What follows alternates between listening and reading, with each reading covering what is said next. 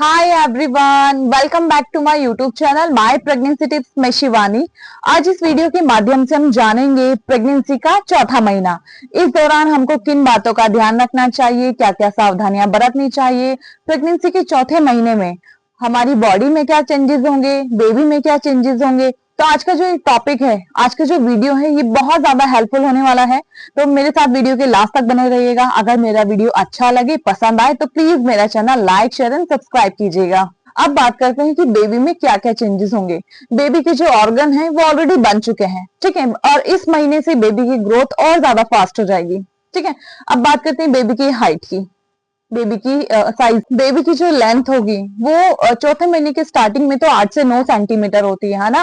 और जैसे चौथा महीना खत्म होता है तो उसकी जो लेंथ है वो 12 से 13 सेंटीमीटर हो जाएगी। अब बेबी के वेट की बात करें तो जब चौथा महीना लगता है तब बेबी का वेट होता है 28 ग्राम का अप्रोक्सीमेटली, ठीक है। और जैसे चौथा महीना खत्म होता है तो बेबी का वेट हो जाता है 80 से 90 ग्राम के आस। अब बात करते हैं बेबी के ऑर्गन के बारे में कि क्या क्या चीजें बन चुकी है। तो पहले बात करेंगे बेबी के सर की। बेबी का सर अच्छे से बन चुका है, बेबी की आईज बन चुकी है, ठीक है, और बेबी की नाक बन गई है, कान बन गए हैं। जो बेबी पहले एलियन जैसा दिखता था वो अब ह्यूमन बेबी जैसा दिखता है, ठीक है। चौथा महीना लग गया है। इस दौरान जो बच्चा है गर्भ के अंदर वो क्या क्या चीजें फील करता है ना। तो जो सूर्य का प्रकाश है वो बच्चे को महसूस हो जाएगा कि आप उजाले में हैं या अंधेरे में हैं, ठीक है। और बच्चे में मिकोनियम बनना शुरू हो जाएगा। भले से वो मिकोनियम पास नहीं करेगा बट प्रोसेस स्टार्ट हो जाएगा।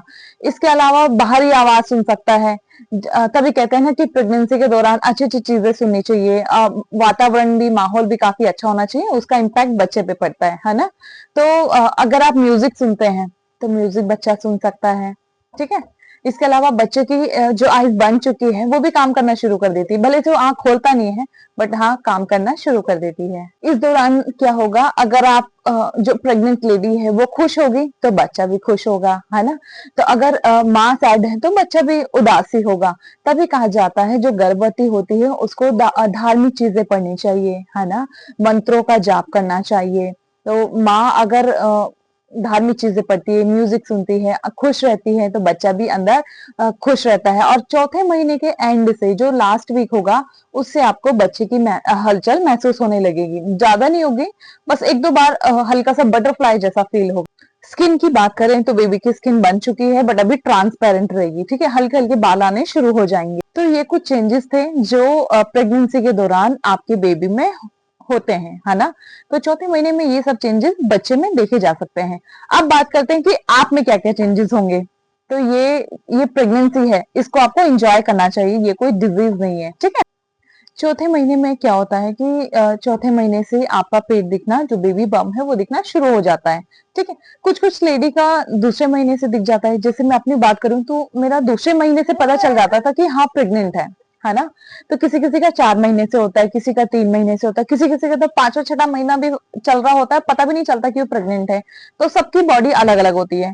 और जो जो सिम्टम्स मैं बताऊंगी आपको, जरूरी नहीं है कि हर किसी को सेम हो, है ना। किसी किसी को तो ऐसा होता है कि प्रेग्नेंट होते हैं, प्रेगनेंसी होती है, पता भी नहीं चलता कि वो प्रेग्नेंट है, तो ब्लेसिंग्स होता है। तो उस टाइम पे आप अच्छे से एंजॉय कर सकते हैं, है ना।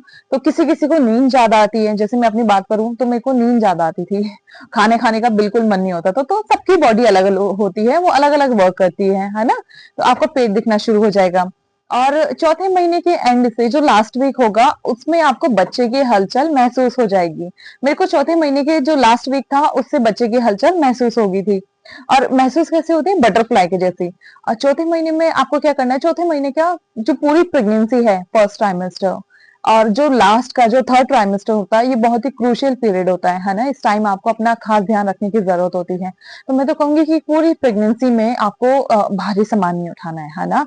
भारी सामान उठाने से बचना है। आपको ज्यादा मिर्च, मसाले, गरम चीजें बिल्कुल नहीं खानी है ना। तो क्या काम करना है, क्या नहीं करना, तो जो आप कर सकते हैं डेली रूटीन का वो काम आप कर सकते हैं, है ना। अगर आपकी नॉर्मल और हेल्दी प्रेगनेंसी है, अगर अगर हाई रिस्क है तो आपको काम करने से बचना चाहिए। जैसे भारी सामान नहीं उठाना है ना।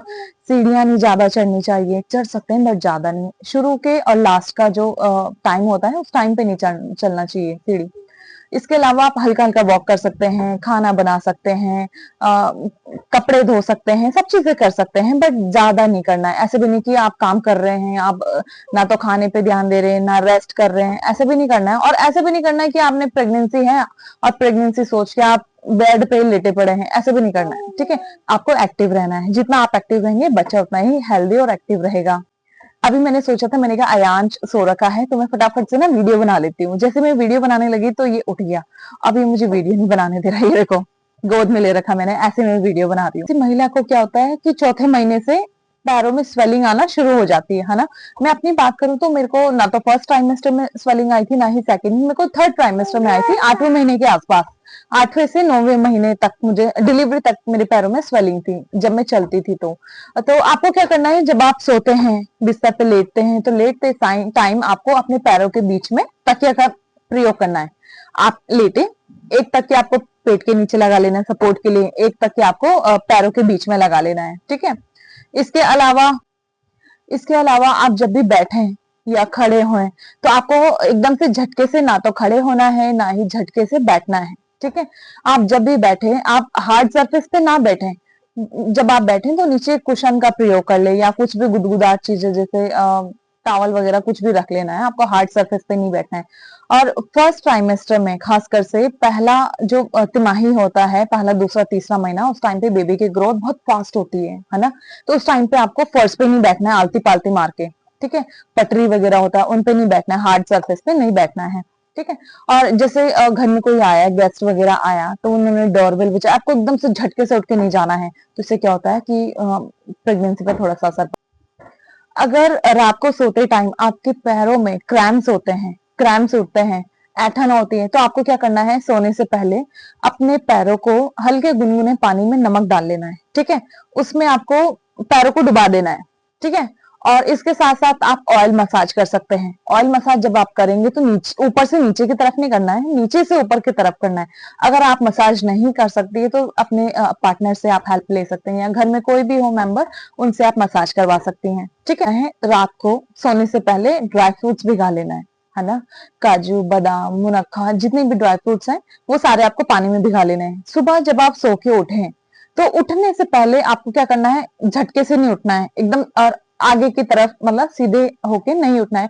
आपको हल्का करवट लेना है, हल्का टर्न लेना है, टर्न लेके ही उठना है। ठीक है, जब आप उठ के बैठेंगे तो आपको वो पानी पी लेना है, वो ड्राई फ्रूट्स खा लेना है। ठीक है, नारियल पानी पी लेना है। तो इससे क्या होगा, आपको चक्कर भी नहीं आएंगे, आपको नोजिया वॉमिटिंग भी नहीं होगी। ठीक है, तो ये कुछ सावधानियां थी जो आपको बरतनी चाहिए प्रेगनेंसी के दौरान। ठीक है, तो आई होप आपको मेरा वीडियो अच्छा लगा होगा, पसंद आया होगा। मेरा वीडियो पसंद आए, अच्छा लगे तो प्लीज मेरा channel like, share and subscribe कीजिएगा। आपके कोई भी डाउट्स, कोई भी क्वेश्चन होंगे तो आप मुझे कमेंट बॉक्स में पूछ सकते हैं।